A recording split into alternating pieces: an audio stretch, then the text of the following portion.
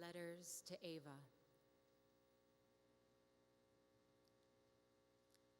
Dear Ava, 12 years ago when I was 40, I was diagnosed with heart failure. 2.5 years ago, my doctor told me that I needed a new heart. Without one, I would, well, die.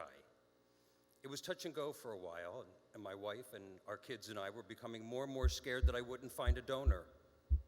My heart kept getting worse. I was a long-distance runner. I had to stop running, and that was early on. I've always been physical, and it was hard for me to keep cutting my exercise sessions to less and shorter until eventually walking on the treadmill exhausted me. I felt old. I felt useless and super vulnerable. At 52, what bothered me most was that I felt like I let my family down, like my real broken heart was causing me to break the hearts of everyone else. I didn't want pity. I was the strong one, the one who was always loaded with energy. I was who everyone could depend on, and I used to keep everyone laughing. It was getting harder and harder to stay positive, and I tried, but my heart got weaker and weaker. Well, good news. I received my new heart on February 10th, my new birthday, thanks to my gracious heart donor. I'm recovering really well, and I feel better every day. Thank you, Ava, for how much you've helped us through this difficult time after my heart transplant. Our income had basically stopped. Our living and medical expenses were running so high and our bank account was running so low. While in the hospital, my wife and I weren't sure how we were going to pay the mortgage, let alone the rent to be in Los Angeles. We prayed for help, and there you were. You paid our rent for 3 months, and we thank you from the bottom of our hearts, which are both beating fine just now. By the way, it was tough finding out any information about my donor, but what I did find, she was a runner like me.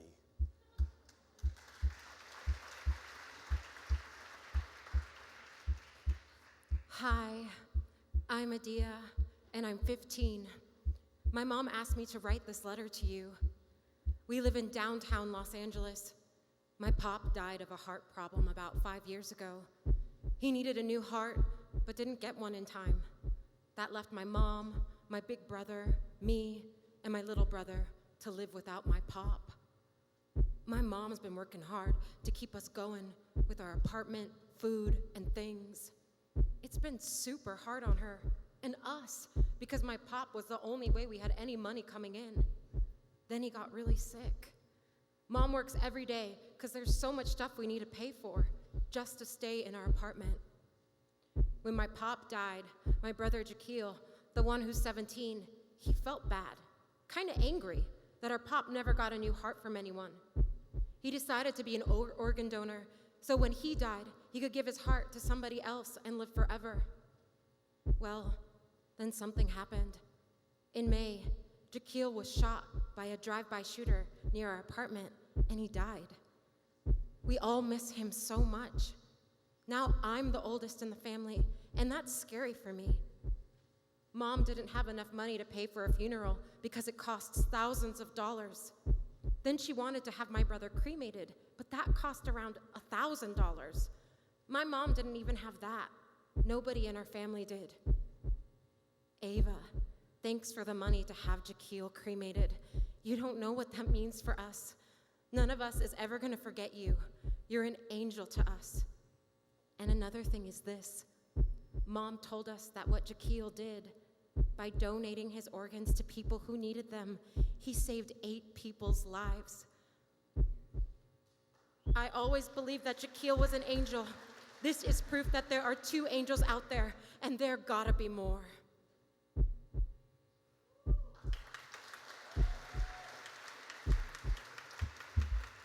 Hi, Ava.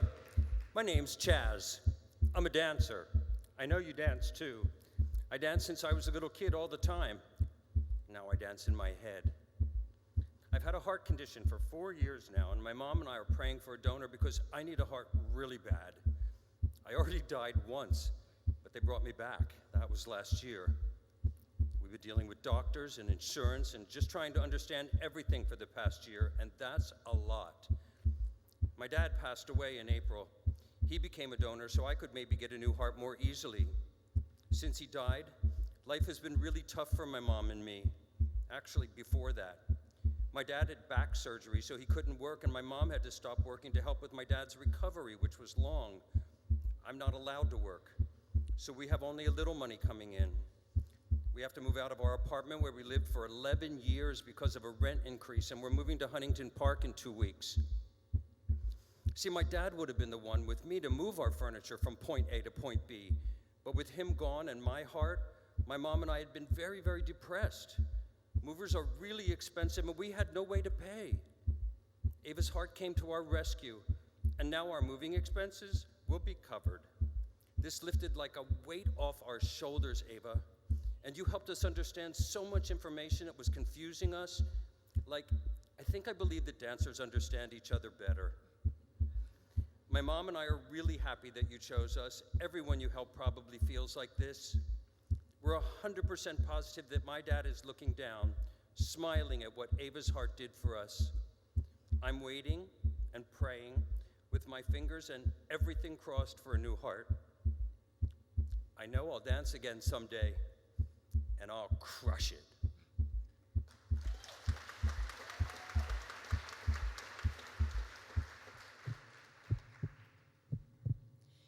Ava, I want to start by saying, I just stepped out of the shower. This is my first shower and real change of clothes in 8 days. David and I and our children live in Idaho, but the only place my husband David could get his heart transplant was here in LA. My David got his new heart last winter, and we are so thankful that all of our lives will change for the better. I spent mid-November through February sleeping on a cot in a hospital room at UCLA. But believe me, I was grateful for the warm room and the shower. David was discharged from UCLA last week after 102 days. The doctors told us we needed to be close to UCLA for post-transplant tests. So 7 days ago, David was moved to a rehab facility, and I was given permission to sleep there. But no showers. We knew we had to be in LA for a few more months, and we were desperate to find a place we could afford. Along you came, Ava, and provided post-transplant housing for 3 months in LA. In LA! We're a hardworking, lower middle class family. Our son Dan, who's still in high school, is an aspiring musician. Katie's about to begin teaching 1st grade and will be a loving mother to 26 little ones. We've tried to have the kids fly back and forth from Idaho to see David, but it was really expensive, so we've spent most of this important time apart. The 4 of us give back to our community and try to help those less fortunate than us. Now we feel blessed for Ava's Heart to have taken us under their wing in our time of need. Because of this housing grant, the whole family can help David get his life back. He's relearning to stand, to take small steps, one and then another. Our dream is to take David home to Idaho in 3 months and then back to nature in the Sawtooth Mountains that we all love so much. We are all excited for that big